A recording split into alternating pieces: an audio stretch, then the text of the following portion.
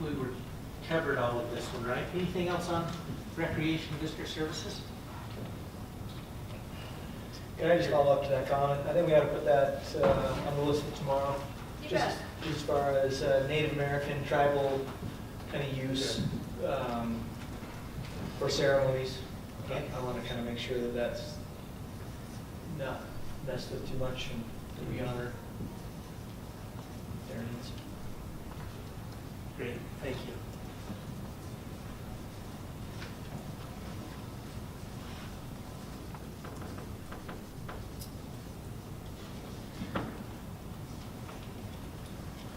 So the next 3 slides, I want to walk you through some of the group sizes. And we've struggled back and forth as we work with our cooperating agencies. The agencies together have defined what is an appropriate level of use. We get a lot of comments of, hey, we really like this area, but more people are going to ruin it. And hey, you need to limit the number of people. So the current, on BLM land, current land use plan, for the most part, allows for 12 visitors in a group, for a group size of 12. So this talks a little bit about alternative B in Indian Creek under the preferred plan. In these special management areas, the Bridger Jack Wilderness Study area, the Shea Canyon area of critical environmental concern, and then the Lavender Mesa area of critical environmental concern. These would be the group size limits under the preferred alternative that the agency had at the draft EIS stage. So a special recreation permit or a letter of agreement. This is mainly for organized groups that would be coming to the agency and going, we want to come and do an organized group in this area. And if that group activity exceeded 12 individuals or 8 pack animals, we would ask them to get either a recreation permit or a letter of agreement. So what is the difference? A letter of agreement is typically just that. It's a letter of agreement that agrees that the applicant does not need a special recreation permit. Those usually mean that that group is not commercial. They're generally schools, and generally their typical use that they're applying or asking to go use is in a site that already has the facilities there. There's ample parking. We're not going to have impacts from them going there. So if you haul the school bus out to a site where we already have a trailhead and they walk over and look over the Mule Canyon, for example, and take a look at that, that would be one example that, hey, we do that under a letter of agreement. If they're going to a backcountry site and you need porta potties and you're looking at the use, what's typically required, and it could have impacts on the resources, then we would need a special recreation permit. If it's commercial and if they need insurance, it always requires a special recreation permit. And then, is that?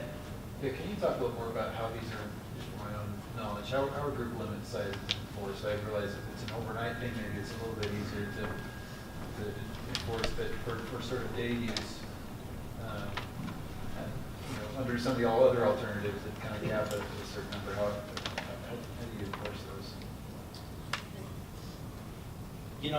It's an education thing.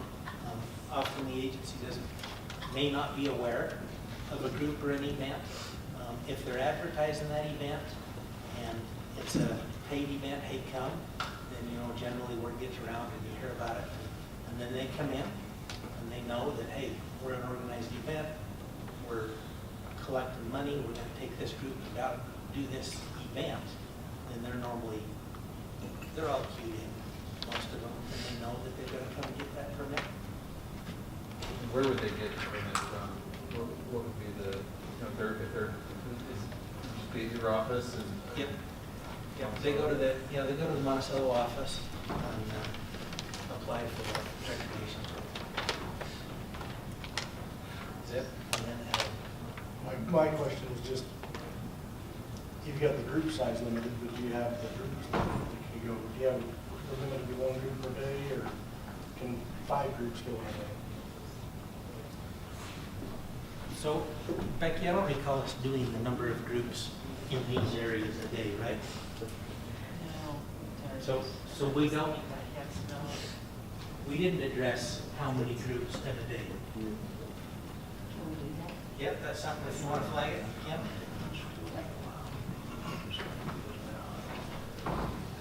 I don't know if this is, if I could, I don't know if this is what Deb's getting at, but I had the same thought that, in theory, you can limit the number, but if you're not limiting the overall number of people, then you're just breaking it into a bunch of different groups, and does that really make sense? Right? If you got 50 people, does it matter whether they're in one group, or does it matter whether they're in 4 or 5 different? Maybe it does, I don't know. Yeah. So, aside of the Bears Ears Monument, let me give you an example, like in Moab. You know, typically in Moab, you get a lot of events. They want to run a running event, and the race event comes into the office and goes, you know, we're going to have a marathon. We want to run this route. They apply. Somebody else comes in, and we'll tell them, and you know, you're actually second in line here. There's going to be a marathon on the same day that you want to go out and advertise your brand new Jeep that Jeep was rolling out that next day. So Jeep will go, oh, well, yeah, we don't want to do it on the same day. We don't want runners in our commercial. So they generally bow out, and they might not want that special recreation permit on the same day. So there is value in them coming to the agency. Then they can find out what's already on the calendar for that area and where are they going. So they do a little bit of self-policing, but if they're done in the morning and they can do another event in the afternoon, then we would often license that event in the afternoon. So, thank you. Oh, no, I just wanted to add to that too. That's where it's beneficial for some of the tribal elders to come into the office and just, hey, let us know that we can tell them that, oh, there might be something else going on that you need to know about. You may not want to be out there collecting or having ceremony while there's other people maybe in the area. So that's just the benefit of coming in or as a phone call too. I just wanted to tie that Good point. together. Adam had a question, and then Gary. Well, I was kind of wondering how you came up with your group sizes. Because Shea Canyon, I don't know where you would park for 50 people to get out and go up there. And they pack out. And eight pack out. Yeah. And it's pretty narrow right here at the start of it. It is narrow. I agree. All of the group limits and of the next 2 slides that you see, as we work back and forth with cooperating agencies, listen to ID team members, and they talk about what's currently allowed and what they think. In some places they thought, well, okay, 12, we're not seeing any concern. Maybe 12 is not the magic number. What is the magic number? And we struggled with that. So we'd love some help. If you think you have a better idea of what that target is, I mean, you can think about that. Gary. I was just to say, there are places where we limit the group size and the number of groups that go in the Moon House. So sometimes we do limit that. And so that would be certainly consistent with other things if you want to bring that forward. The group size, the larger group size, honestly, a lot of that comes from the need is that there are schools. Elementary kids want to go out, there's 40 or 50 of them.